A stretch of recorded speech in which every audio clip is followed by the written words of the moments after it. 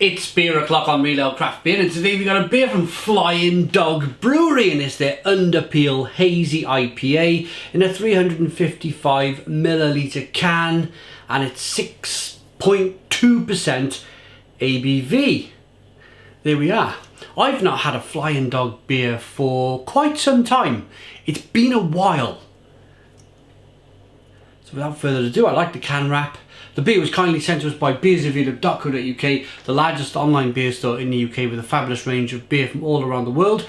If you like what you see, if you like your beer and you live in the UK, check out the description box of the video. Pardon me, for beersrevealed.co.uk. On we go. Yeah, I've not had a Flying Dog Brewery beer for years. I was quite surprised, to be honest. I don't keep my ear to the ground as much as I used to. But I reviewed a beer from Anchor Brewing Company just the other day. And all the comments in the comments box on YouTube were, oh, it's not been the same since one of the big breweries purchased Anchor. I think somebody in Sweden said that anytime they somebody in the world brews a beer that uses the word steam, they have a lawsuit from Anchor. And as I haven't kept my ear to the ground as much as I used to, I probably should really, being a beer reviewer on YouTube. I didn't know that they were purchased by this massive company, but the beer was okay. But I don't know, I'd like to know in the comments box, are Flying Dog, are they still an independent brewery over there in America? You don't tend to see the beer as much anymore. I mean, back in the early days, 2010, you'd see their Raging Bitch, you'd see their Flying Dog Snake Dog, you'd see another one, Flying Dog Doggy Style IPA. Yeah, and the beers back then, they were like, for me anyway, getting into YouTube, getting into drinking beer on YouTube, they were fabulous. They were really, really good. One of the breweries that I will always remember, whenever I used to see their beers in the bottle shops back then, you'd go, yeah, Flying Dog, we'll have some of that.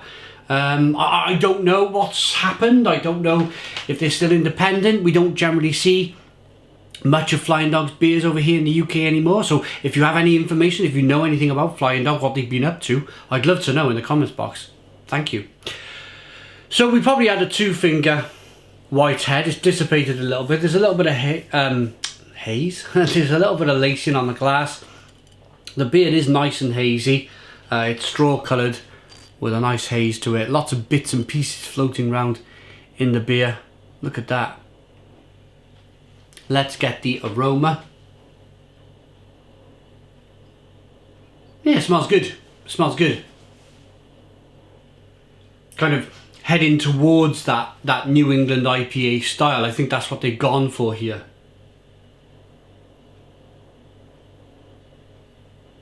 A little bit of tartness, a little bit of sweetness. A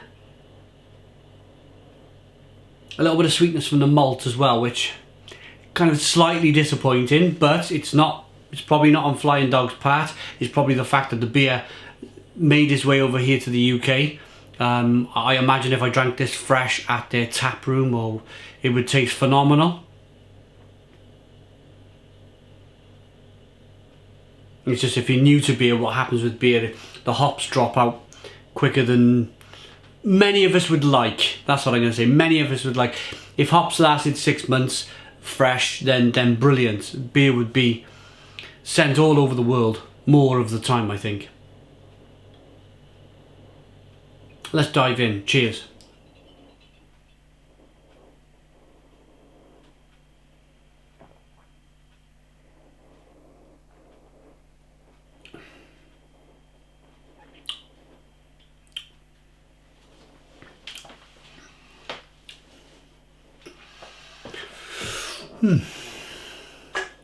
Thunderpeel. It's definitely got a peel in here, and judging by the orange can, I imagine it's like a kind of nectarine or orange peel or something like that. It's quite juicy.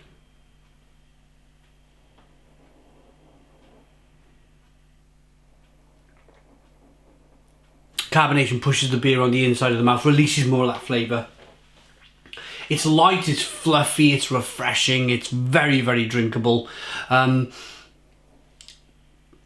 I'm trying to do in my mind is I'm trying to like envisage what this beer would have tasted like absolutely fresh on their bar, on the tap room, or just when this beer was canned. And I think it would be really quite decent, to be honest. What's helping the beer hold up is the fact that peel, orange peel, or should we have a look without guessing anymore? They don't say. That's the problem. They haven't mentioned. I'm not going on Untapped and searching, and I don't do that type of thing anymore. I've gone past all of that.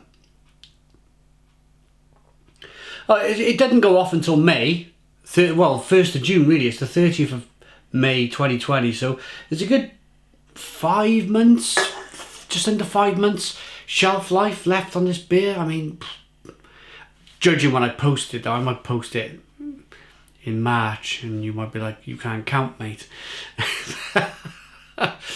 your hair's changed again. That's what people are saying to me at the moment. I got such a massive backlog of beers and food, and I've just been like, you know, like the Brexit companies have been stockpiling. I've been stockpiling my beer reviews just in case, I don't know, good old Boris turns the internet off or does something remarkable. And I just thought to myself, I'm going to backlog. I'm going to chuck them all on YouTube, and it doesn't matter if I have different style hairs, because at least I could just push a button and release the video when I like. At least I got something there, you know.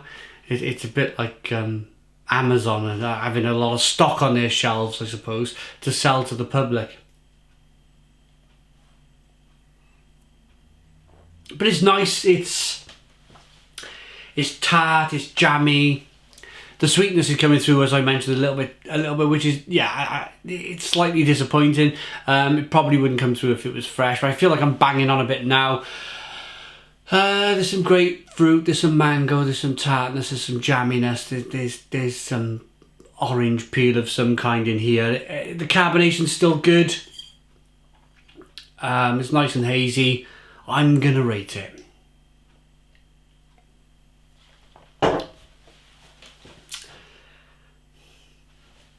I like it.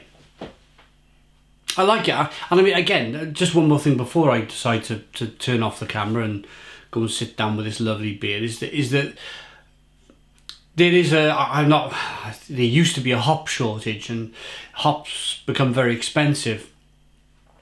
What happened is that breweries decided to swap out the hops for maybe some orange peel or something else, some lemon or something different, and yeah,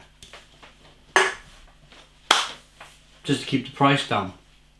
It's a 7 out of 10. It's a 7 out of 10 from Real Ale Craft Beer. Hope you liked the review.